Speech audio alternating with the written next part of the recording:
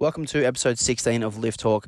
Today we're covering all things Australian Powerlifting Alliance. So I was lucky enough to have the chair of the board, Abbi Bosward-Fielding, as well as a founding member, George Alex, to join me to answer a lot of questions that people have had about the new federation. We covered things such as the vision of the Fed, how we're going to tackle drug testing, how we will tackle competitions, the nationals progression, coaching, refereeing, and so on. Sit back and enjoy the episode. Welcome to episode 16 of Lift Talk. I'm joined today by two people of the Australian Powerlifting Alliance, the very newly minted Australian IPF affiliate. Say hey, Abbi. Hello. And George. Hey, Jan. Welcome, guys. And what we want to do today is go through basically the background, the context of why we're all here, what we're doing here in the first place, and run through some of the things that are going to happen with the new federation. So I guess the first thing is, how did this all happen? How are we here today after only 40-something days? 48 days since the APU decided to de-affiliate from the IPF. Yeah. How are we all here? Well, I don't know. All of us were kind of a bit unsure about the direction of APU. And then I was actually in the gym and somebody had dropped a plate on their foot. And when that announcement actually came out, my phone was off. So I was just helping that person. And then I look at my phone, I get like 30 missed calls and like 50 messages in my inbox. I'm like, shit, what's happening? And then I looked at the thing and I'm like, that's it. We're done with all of this. I've been sort of talking to a smallish group of people about, potentially doing something. And I'm like, we're getting a meeting together. We're going to like talk this out. We need to get the IPF involved because I wasn't even sure like if the IPF, APU was kind of who had actually left. So I just wanted to figure that out. I did some phone calls and then I actually had a date that I was supposed to go on in like the middle of nowhere, like next to a beach or something with no reception. So I was like, okay, cool. I'm going to get a Zoom call up. And I was on the date and I'm like, I'm very sorry. I have to cut this short, but I have a meeting that I need to do. And I'm just sitting in my car with like hotspot on and like the Zoom is the worst. And it's like, okay, well, famous people are in this call. Liz Craven, the IPF president, all these big people that you see on Instagram, but you never actually talk to in person. And it was just a very surreal experience. But after that, that was the first time we hadn't got a name together, but we at least got a group together to make the new affiliate. Mm-hmm. Yeah, I think we understood the importance of that path to IPF Worlds for all these athletes like myself who've been working their asses off for months, in some cases even years, and we knew we had a limited time to mobilise to get an affiliate up and running and just provide that clarity for those athletes and that certainty that they'd be able to put all the hard work to good use in 2024. So the Alliance was born. Yeah, and I think one of the key things that was sort of brought home very, very early on in these meetings was the idea of transparency and the idea of being very clear around our communication. And that's kind of why we're all here now, actually giving everyone the information. We're going to run through what the calendar is going to look like. How do we qualify for nationals? How do we get accredited as a coach? How do we get accredited as a referee? How do we get accredited as an affiliate club? Blah, blah, blah. All the questions that we've been asked. That's why we're here. We've got all those answers for you today. As much as we can say. As much as we can say, yeah. So I guess some sort of background on our vision. Abbi, if you want to take it away, talk about some of the things that we're hoping to achieve and how we're hoping to achieve them.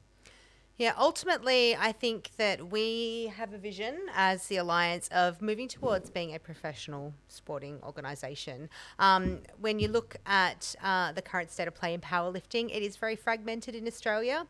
There's a lot of really awesome feds like USAPL and APL that are doing great things, and we'd like to really, collaborate with them and pull together to lift the reputation of powerlifting so that when, you tell someone you're a powerlifter, they don't go, oh, is that the one where you lift it above your head? They actually know what the sport is about and, move towards a professional body, get aligned with the ASC, become a nationally sporting organisation, and that opens pathways for our athletes to receive funding from the government and to really, pull together and make a really awesome sporting experience for everybody. You go from making powerlifting like a hobby to like a sport. Like you look at swimming and basketball or aths, and you're like, that's a sport. You look at powerlifting, it's a bunch of sweaty people in the gym wearing, very tight, stretchy pants and knee sleeves and whatever, So it's like we want to make it a sport rather than a hobby. And it's interesting, like Australia is quite unique compared to some of the other countries, except for kind of America, really, because we have all of our lifters split up into different feds. In 2023, I've just been going through and doing all the stuff for the qualifying total stuff. So I've been spending my whole life on open powerlifting. So I've got all this data, and it's interesting when you look at where the lifters are split up. Like there's no one real fed. It's sort of broken into 3 or 4 feds. And in particular for the tested lifting, it's broken into 3 feds mostly. And we kind of want to be that one. And, a lot of those other countries, you look at New Zealand, for instance, like if you want to compete drug tested, you got one option. And that's, it's probably unlikely that we're going to be the only option, but we want to be the best option. Well, that's the thing. We want to do the best that we can with what we can do. There's things that we can't do, and that's why we really want to support the other powerlifting feds, because they do really great things. They have really good meets, and they have a specific vision in mind that we can't act on, but we want to support them so that the lifters can be able to choose, well, which fed do I want to be in that's supporting what I want to do? And that way, powerlifting as a sport grows, so we can do what we want to do, and the other feds can do what they want to do, and the lifters just become much more enmeshed in like powerlifting, Yeah, I think if you look at the data on powerlifting as a whole across the world, not just in Australia, it's still in its growth phase. Particularly in Australia, there's a relatively small amount of people that are, doing powerlifting competitively, and it's in the best interests for all of these, good tested federations that we build the whole market, because then everybody is going to benefit. We can all grow, we can keep doing amazing comps, and it also means that Australian lifting is going to get better, and we're going to really be competitive back on the world stage again, which is a win for everyone. Yeah, and a lot of what we saw with the APU was there were issues with the calendar, which was preventing local lifters, which is the majority of people who do powerlifting. Probably I would say 90% are hobbyists, people who just want to do local comps at their gym or want to do a comp at a gym near them. And when we had, this state championship system, all lifters were funneled towards states. And if we look at the calendar from last year, there was 0 local meets in the final 3 months of 2023 with a federation of over 1,200 lifters last year. Now, if that doesn't tell you that there's some sort of issue with how we're trying to grow from the bottom up, then I don't know what does. Because the way that I see things, at least, and you can tell me if you agree with this or not, but the way that I see things is the way that you grow a sport is you present opportunity for people and you give people choices and options, which means essentially running more competitions at a local level, creating more chances for people to sign up, making it easy for people to sign up, removing barriers to entry in that way, and just basically opening the door and saying, hey, welcome, come try our sport. Agree 100%. I think, you've got to have a strong grassroots foundation, because that's where our future talent lies. And if you're not making it easy for people to come along, you're not making it easy for them to compete often and to, challenge themselves and improve on each of those lifts, then you're not really building a strong federation for the future. And I think that's something that we're really aligned in, that we need to build that strong grassroots, because that is going to help prop up those, elite competitions.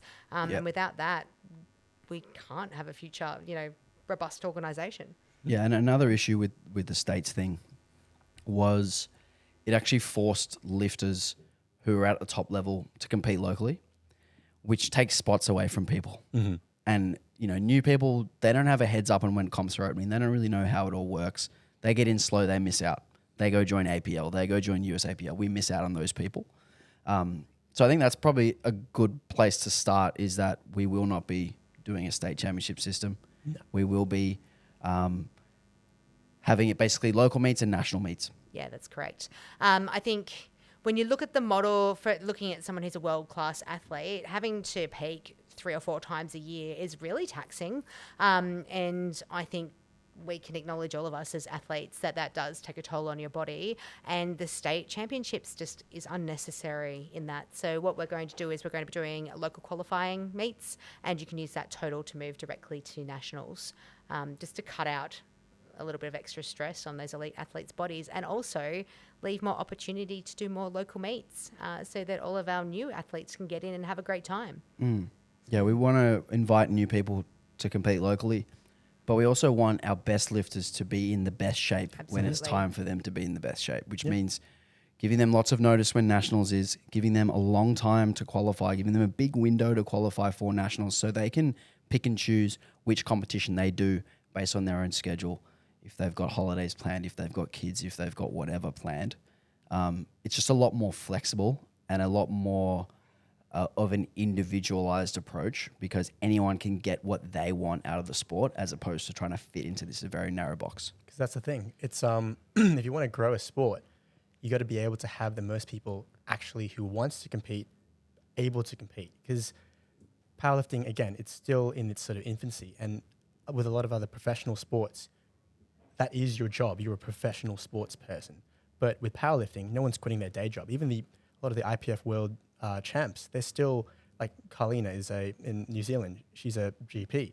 And it's just you can't make enough money to do this sport professionally. And people have kids, people have jobs, people have lives outside. So you want to be able to build the grassroots by allowing people to compete when they are able to compete.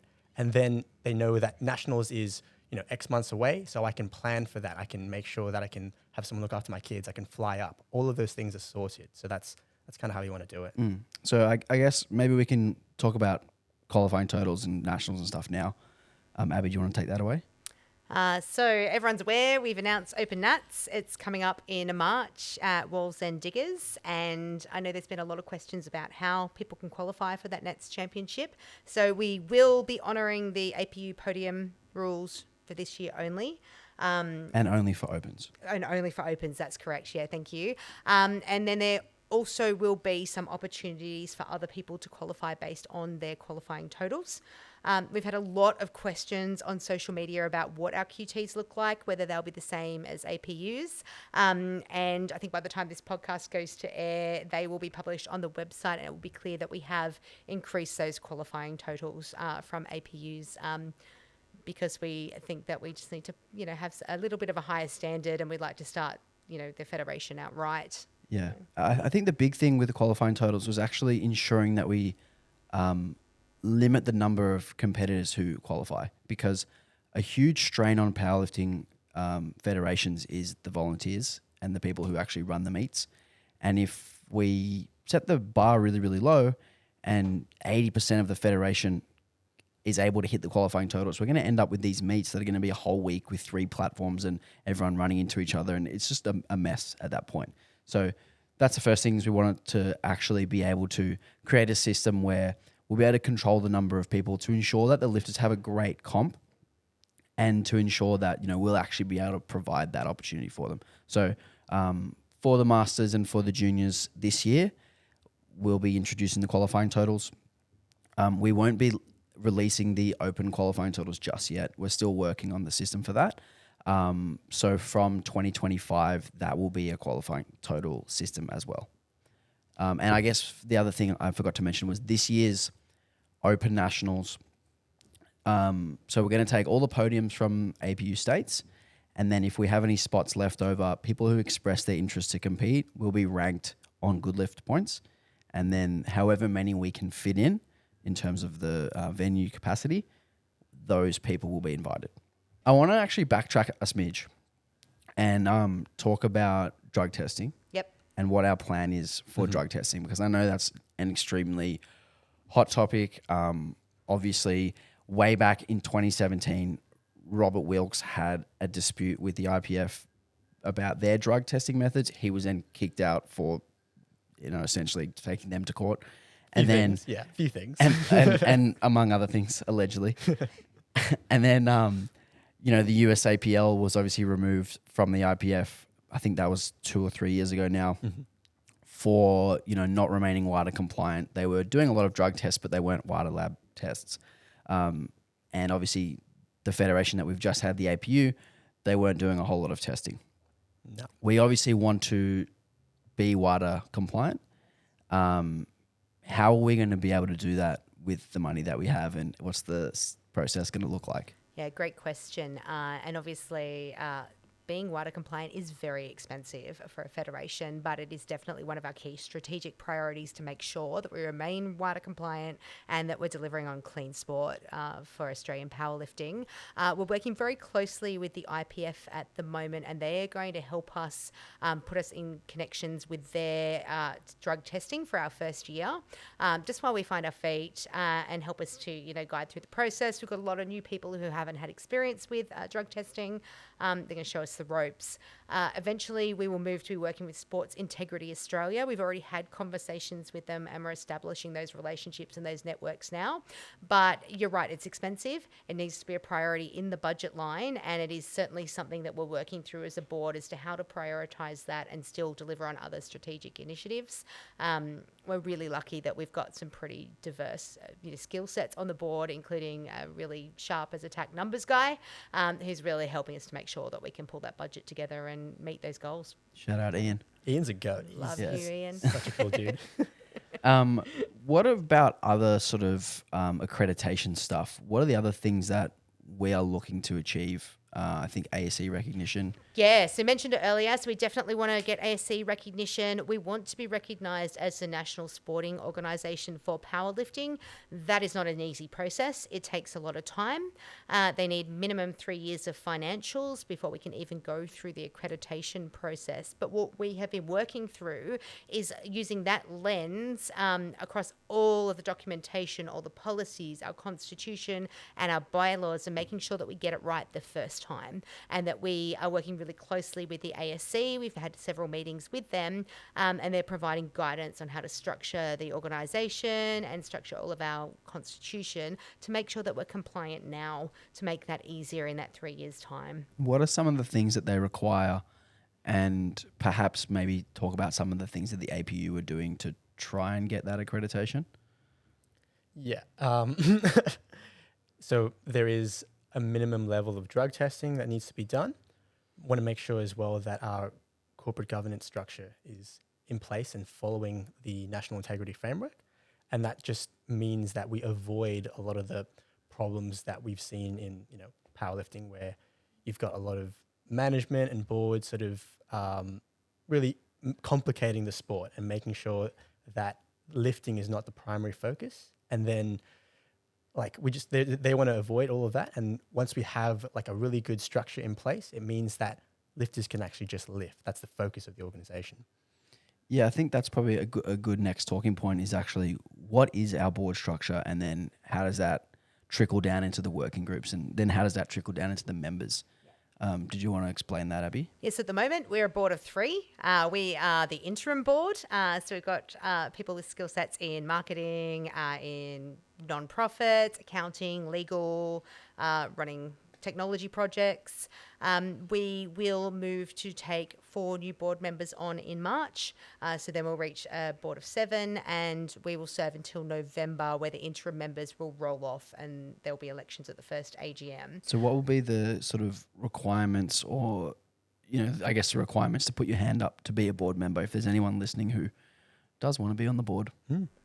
That's a good question. I think you need to have a real understanding that the board actually is pretty dry biscuit stuff. The board sets the what of the organisation, but they don't actually do any of the cool doing and the how and the exciting stuff. And that is how it should be in a healthy governance structure. And we have seen in the past in other organisations, which I won't name, that has with not acronyms with A and P in them. There's a few, I'm not gonna comment. But there have been situations where, unfortunately, for whatever reason, the board has also been the executive committee or the non-executive committee, and there's just been real conflict there of governance and operations, and also micromanaging as well. Absolutely, and trying to get involved in too many things. Yeah. And when you're trying to be a master of everything, you're actually just not delivering. And that was the biggest problem that I saw. And coming from a delivery background, I can see that it's just not constructive to building a strong organisation.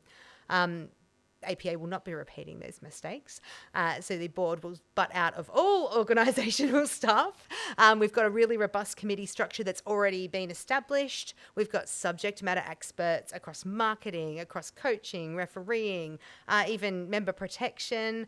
We've got some awesome people already that we're working with, and I can't wait until we take more members on and we get more people coming across that can share their expertise and just really help us to grow. Yeah, and if you are interested in getting involved and being on one of the working groups, if anything that you feel like you have expertise in, please reach out to us, and we can see if we can get you involved.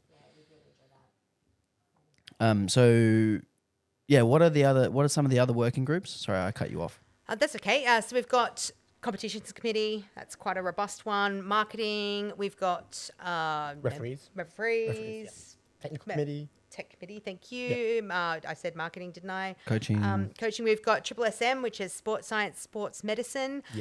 Which is really important. Making sure that everything we do is actually safe for the lifters. We don't, put in any rules that could potentially injure people's backs. That we make sure we don't run competitions in 45-degree days. So sort of trying to learn from previous mistakes and make sure that we, have policies to protect our athletes.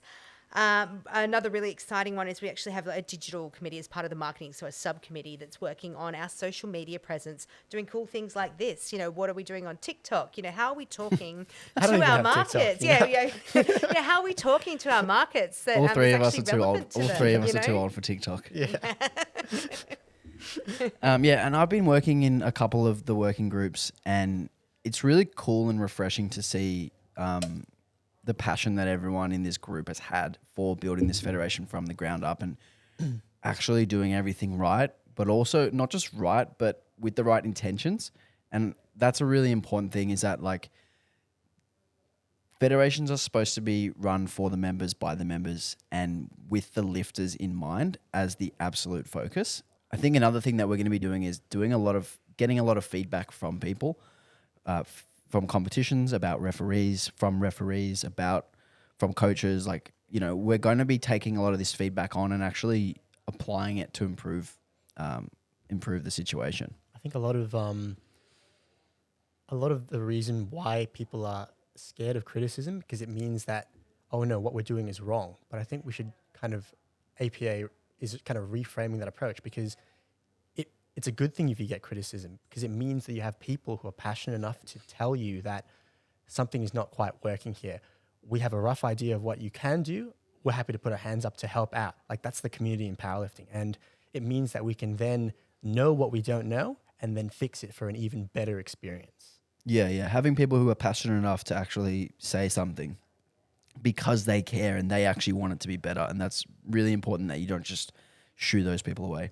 Otherwise, you're never going to grow. You just become stagnant. And, criticism can be seen as something negative, or it can be seen as a real learning opportunity. And I'd like to reframe, the way of looking at it. And I think that the other members that are, working with APA already have that same mindset, that it's how we grow, it's how we improve, and it's how we get better. So...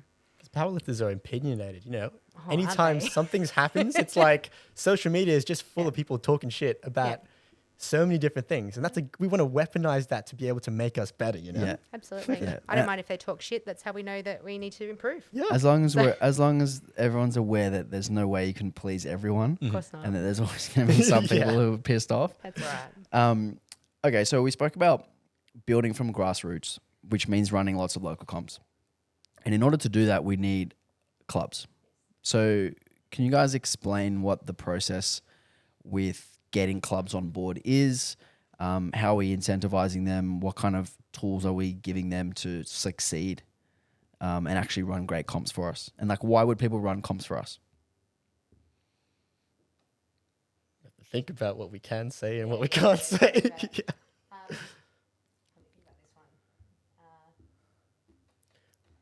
Well, we want to make sure that clubs are incentivized to run meets. That's the first thing. We don't want them to be paying to run meets, because if they're not making, some money from the meet, why would they want to do that? It means that they won't want to run a meet, and then the lifters can't lift at those meets. And they'll go run a meet somewhere else. Absolutely. Exactly. I think a lot of the clubs that I've seen run meets, across other federations, they really know what they're doing. They know how to put on a good show. So we should step out of the way and let them do it and give them some autonomy to do what they do well and not try to micromanage them. So I'd really like to see, a lot of clubs across Australia put their hands up and show us what they already know how to do really well. Yeah, so almost like putting the faith in the club and, not having all of these really rigid structures in place that limit people and that create more barriers to entry. Correct. I mean, we have very clear guidelines that we're working towards that we will provide to meet directors. They're very fair. They're not, micromanagerial. As long as you meet those guidelines, pop off, have the best time. Yeah. And I guess obviously the financial part of that, we haven't decided on what the split is, but it is going to be a lot better than previous federations. Yes. We can say that much. Yes. And I think as well, we're jumping on the podcast and getting social media and everything. One thing we really want to leverage is the fact that a meet with APA is an advertisement for your gym. You can sell T-shirts, you can sell merchandise, you can sell food and everything else. It's an event for the gym, and we want to partner with these gyms to be able to showcase all of their lifters and all of the things that they do really well, and also using APA. We can share on social media and things like that. So it means that we're growing their gym and the gym is growing us. It's a partnership. It's an alliance. That's what it is. The alliance. There it is. The tagline. Yeah. We've had a few questions about coaching, about refereeing. Let's do refereeing first. So if you were a previous national level referee of APU, I'm pretty sure you go straight through to get a national with us. Is that right? I believe that's right. I know there's some refresher exams if you're coming from other feds. Yep. But yes, we will honour those. And there's a lot of people like myself who I never got the opportunity to ref with APU because no one ever replied to my emails, which is pretty standard. And so I haven't ref since 2020 when I was still with PA. And I was a national ref with PA. So for someone like me, I will just have to do a refresher and perhaps a practical exam to prove that I still know what I'm doing, and then I will go straight back to my old status as national. So we will be looking at each referee individually and judging them on a case-by-case basis. And perhaps that means, you do a refresher exam or you do one competition to prove that you've still got it, or, whatever else. Because there's the rule change, the bench depth rule change and things like that. There's just slight differences that have changed recently, but we know that there's so many great refs out there that have been kind of languishing, and we really want to bring them back in so that they can do what they love to do. And and another reference to this, we want to remove barriers to entry. We want to make it easy for people to help, because at the end of the day, like, why should a federation make it hard for someone to volunteer their time? Like, that just makes no fucking sense. We should be, welcoming people with open arms and saying, hey, let us know what your skills are, and we'll meet you in the middle, and we'll figure out how we can get you to help and get you on board. Absolutely. To, provide lots of local competitions, give athletes opportunities to compete as often as they want. We need a volunteer army, and I don't understand why there should be any measures to block, willing and excited volunteers from contributing however they want to. And that's our goal, to really make it as easy as possible. And another question we had regarding rules was which stupid rules will we be keeping from the APU? We will be keeping none of the stupid rules. Yes. We will be adhering to IPF rules, and we will not be creating any of our own or having creative interpretations of the ones that exist. Yep. If you lived in other countries and you go to those meets and you see what they're doing there, we're planning on doing the exact same thing. It's a unified thing, Yep. No 7-second RDLs for deadlift lowering anymore. Yeah. No, none of that. Okay, so what about coaching? Do you want me to speak on coaching? Yes. Yeah, I'm on the coaching committee. So in order to coach at our local meets, you have to tick a few boxes. Number 1, you have to be a member. Number 2, you have to have a working with children check. Number 3, you have to complete the free level 1 SIA anti-doping course. And number 4, you have to do our free online coaching course, which is specific to game day coaching. It's free. That's sick. And it's free. It's free. So it will actually be me on the videos as well, talking shit about coaching. But the idea is to ensure that everyone who's out the back knows what they're doing, and, limits the noise and the confusion, because it can be quite difficult for new coaches who've never coached at a powerlifting meet. They have a lot of questions that they ask. They kind of get in the way. They don't really know what they're supposed to do. They don't know where to put their attempts. They don't know how to do warm-ups. They don't know how to work in with other people. So the idea is to kind of get everyone on the same page, reduce risk, and just make it easy for someone to transition in to get to coaching. It will be free. It will be available whenever you are ready to do it. It will be. I haven't recorded any of the videos yet, but it will be somewhere between 1 to 2 hours of video content and then some quizzes. Once you tick those off, sign the coaching code of conduct, which will be on there as well. You're done. Okay, so we also had a couple of questions about Article 14. Abby, did you want to riff on about that a little bit? Yeah, Article 14, it's a tricky issue. We have met with the IPF. We've discussed what it means for athletes coming over to APA. Essentially, the good news that we can say is if you're coming from any other fed, you can join up, you can compete with us straight away. There won't be any bans for having competed in another tested federation. When we get down into the nitty-gritty about cross-federation competing, it's unique to all the different athletes and their circumstances. And so we can't really give you a blanket statement over this podcast on what the rule is, but we do, ask that people talk to us, send us an email about your individual circumstances, and we can advise you on that. And we do want to reduce the difficulties to compete and, get as many people just lifting heavy circles as we can. Yep. So. Yep, cool. So I put up a little question box on my Instagram story. So thank you for everyone who put questions in. I got like 100 questions, which was a bit overwhelming. And a lot of them were overlapping and a lot of them we've already answered. So I'll quickly ask some of the ones that haven't been mentioned yet. So when will more information about local comps scheduled for this year be released? So I think we're 48 days in. From our first meeting that night while George was sitting at the beach and I was trying to stop my children from anarchy. We have a primary focus of getting a good nationals schedule up, and that's what we've been pushing towards. But I can tell you that we've got comps happening, local comps happening imminently. We just need the chance to release it to socials. So give us a couple more weeks and I be think revealed. Jacob just released his dates He did, already. yes, yeah, so he did, there's some information trickling out there. I know for sure that City Strength's hosting a comp. I think it's the 16th of March. I know Perth is planning to do one as well. We just need to I think the week after that is Potsy's hosting a meet. So there are meets coming, sort of mid to late Feb onwards. Yep, I would agree with that. So just keep your eyes peeled on our Instagram. We'll be very quick to post it once it's all been actually locked in. Yep. For juniors that podiumed at states that moved to opens, so they've aged out of juniors, what happens to them? So if you're talking they podiumed at junior states, right? Not so at open I states. can answer that one. Yeah, so they didn't podium at open states, so they don't get one of the guaranteed spots. But if they express interest to compete and they are ranked high enough, they will be invited. Yeah. So it's more about whether your total is good enough to be invited. Yep. Than anything else. The inviting thing, it's like they have to be a member, but just reach out to APA, because if you think that you have a total that would fill those extra spots, then by all means go for it, because we want you there as much as we can. We want the best lifters. Yeah, and even if you're not like the best of the best, apply anyway, and you might be good enough. A lot of people have asked about junior nationals.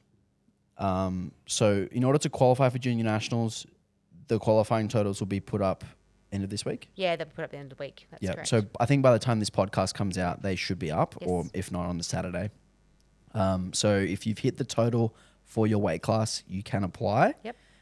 If you haven't, and if you're quite close, there may be a competition before then in which you can try to hit the qualifying total and then apply. Yeah, that's right. And like we said before, if there are spots remaining, actually we didn't mention this earlier, but there will be first invites, which are the people who hit the qualifying totals, and then there'll be a second round of invites, which will be the people who are by percentage the closest to the qualifying total. Yeah. So if there are any spots left over based on venue size and capacity, we will invite the people who express interest, who are the next up.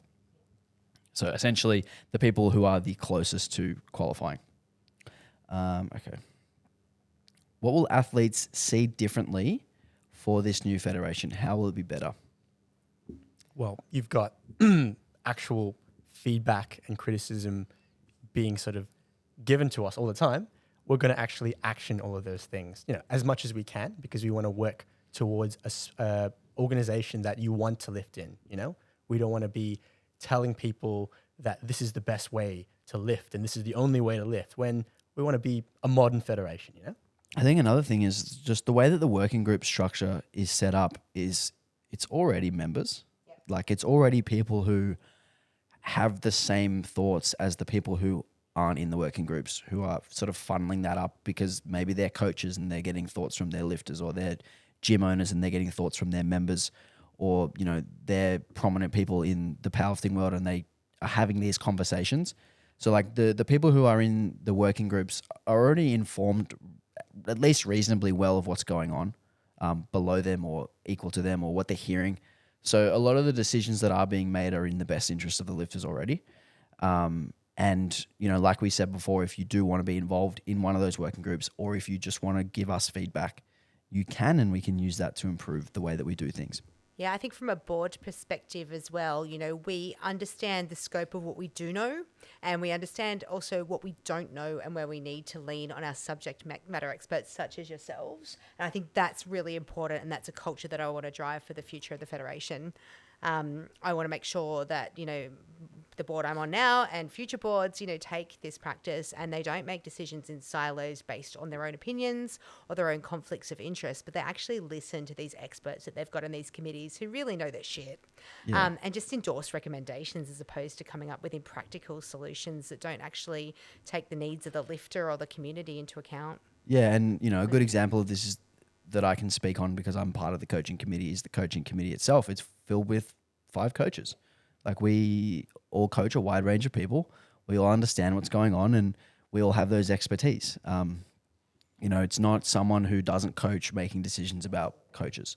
Like that's really important, is that we've put people in the right positions who are actually interested in doing the work in those fields, but also, have the experience and the expertise to make the right decisions and work together to come up with solutions. I got a few questions about bench-only nationals. So when will bench-only nationals be happening? Good question. So bench-only worlds is coming up awfully quickly, and we've made the decision that we won't be holding a bench-only nationals. We are going to use people's qualifying totals from states or local competitions they did with APU to pick the team, and there will be a bench-only competition coming up soon for people who may not quite be up to the qualifying total standard or have done a 3 lift and decided that they might want to go to worlds for bench only.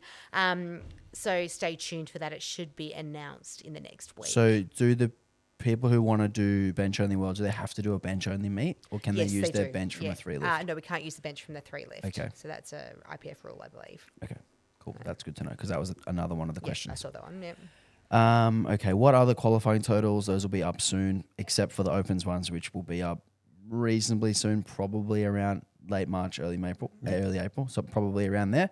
We still have a few things we need to discuss about the qualifying totals because we have a few different ideas about which direction to take it. So we need to, take those ideas to the board. Okay. Cut out this silence, please, Chris. Are we in the Asian Fed or are we back in the Oceania Powerlifting Fed? We have returned to the Oceania Powerlifting Fed, and I know there's been a couple of questions about that with people that really wanted to go to this year's Asian Championships, but just so we're clear, we are now back with Oceania. We are not really in Asia, so it makes sense that we are in Oceania. That is correct. Do we have dates for Junior Nationals? We do. So Junior Nationals will be at the end of April. The end of April. Yeah. Cool. And like we said before, if you hit the qualifying total, you can use your total from last year. You could also use your total from a USAPL meet or a PA meet because those two have the closest rule sets to the IPF rules. APL, unfortunately, you won't be able to use your total from those meets because deadlift bar and because the heel's up on the bench. Obviously, any of the federations where you're able to wear wraps or a monolift, those are obviously out too. So if you want to come over and you're in one of those federations that don't have similar rules, you'll have to qualify at one of our comps early this year. Masters as well. They want to know. Don't leave them out. I didn't get any questions about Masters, which is surprising. Maybe they don't know how to use Instagram. A lot of them Excuse don't have me. social You can media. put this in the podcast. I will defend the masters. I'm gonna get in trouble. We're not all that I'm old. closer to masters than I am juniors now, so I'm coming. Okay, who owns the federation and its IP, and can they be ousted if they go rogue dictator? Yeah, good. So essentially, nobody owns the federation because it's a non-profit. Yeah. The IP is owned by the non-profit entity. Of course, there's a board, which I am on, but we have made sure that our constitution has some really big fucking teeth. And if they go rogue dictator, if they try to pull a stunt like leaving the IPF, they are gone in entirety. And we've really empowered our members to be able to boot anyone that's doing anything that isn't in the best interest of the federation. Okay, what structures, not just rhetoric, are in place to ensure members can have meaningful input into the Fed? Yeah.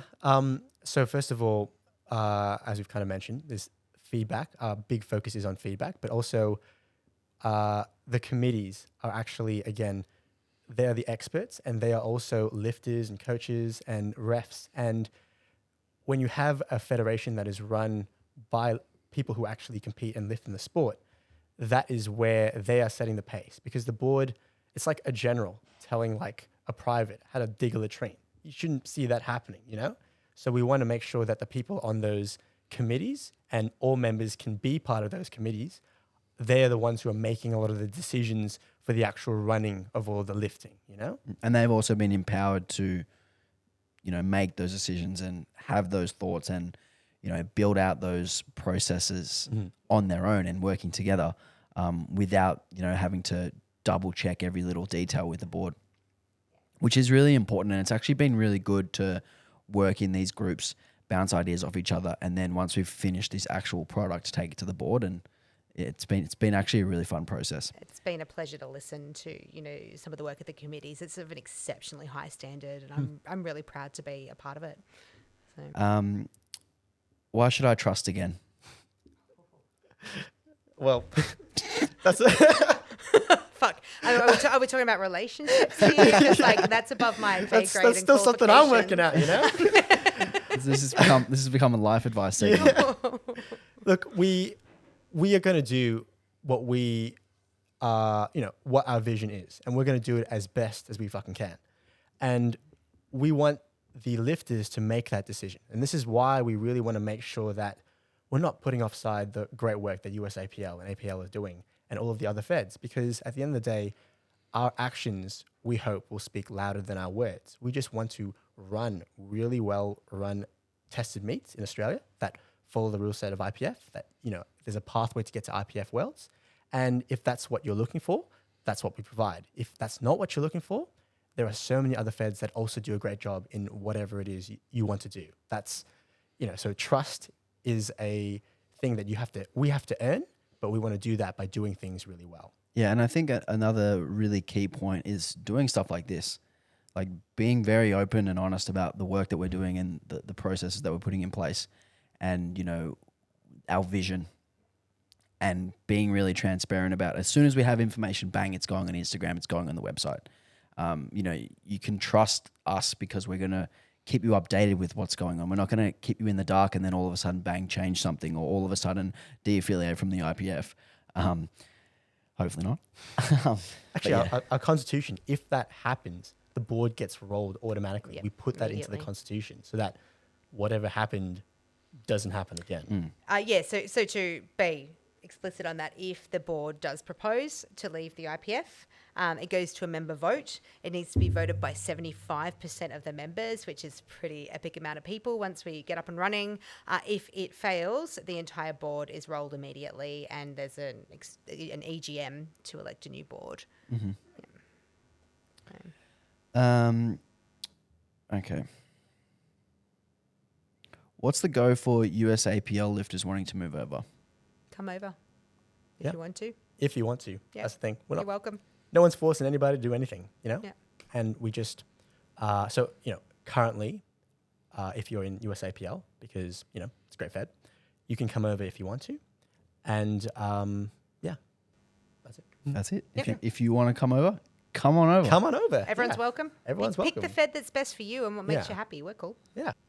So will Masters athletes be given as much exposure for their achievements as juniors and opens? So I have a hunch that I know who asked this question. I just like to say your world records are friggin' awesome, Peter. Well done. It was Peter. It was Peter. Yep. Awesome. Look, I think we have some phenomenal Masters athletes. We've got some people that have a really impressive amount of records, and these guys do this with kids, with really senior jobs. And let me tell you, we're fucking tired, man. Like, we're doing a lot at the same time. I know that opens get, a lot of the praise and a lot of the attention, and rightly so, because they're really at the very top of their game. But I think that we need to acknowledge these Masters athletes that are really trying to do it all. And some of us are doing it really, really well. And I think it's important they're valued. And I think our juniors and sub-juniors as well are just as important. So I think everyone needs a little bit more love than they may have got previously. Yeah, and this is something that I've spoken about a few times on recent podcasts I've done about highlighting lifters on social media and trying to build hype around people. Because powerlifting, for the most part, isn't that interesting unless you know the people and you know the characters. And I think we need to do a better job of, highlighting these lifters and telling a little bit of their story rather than, hey, here's this dude who squatted 250.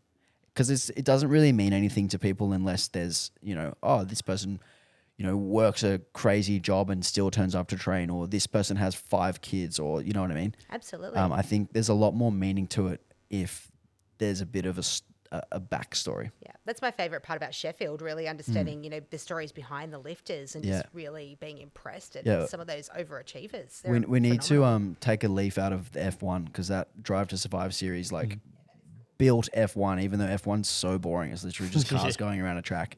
But everyone loves the characters, and they may be a little bit more interesting than powerlifters. What do you mean? We're pretty wild. Yeah, okay. And what sport do you know? Like, at an elite level, do you have people who are over the age of 40 actually competing? Most people, Olympians and other professional sports, you're really done, your mid-30s, that's about it. But you LeBron soon. Yeah, exactly. Yeah. Soon. See you later. All right. What is next? What is your primary focus in the next 6 weeks, the next 6 months, and beyond? So obviously next 6 weeks, we need to get a really good nationals comp schedule up and running. And we need to start talking about our local comp schedule. I mean, in the next 6 days, we need to start taking members. In the next 6 months, I'd really like to see a nice strong member base, regular competitions, and really start to hit our rhythm of, perfecting what we're going to do well. And then long term, so if we're talking 3 years, we're talking about heading to an NSO status. That's vitally important for all of our athletes. Once we have NSO status, we can get funding, and athletes can start to get assistance to go overseas, because as we know, it is very expensive to travel to world championships, and it does make it prohibitive for some athletes to even get there. And that is our main, focus and what we're going to be pushing towards. Yep. Cool. I got a few questions about qualifying for world championships. So I'll take this one. So there is a qualifying total to make it to nationals.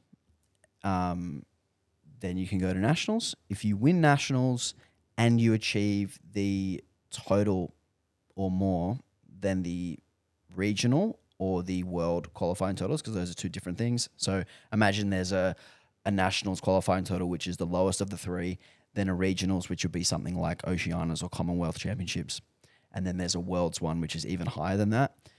You need to achieve the qualifying total in order to be on the team, and you need to be the highest placed person who applies. So if, let's say you win and you achieve the total, you're the first person selected. If you don't go, then it goes to the second person, provided they've hit the total, and then to the third person, provided they've hit the total, and so on.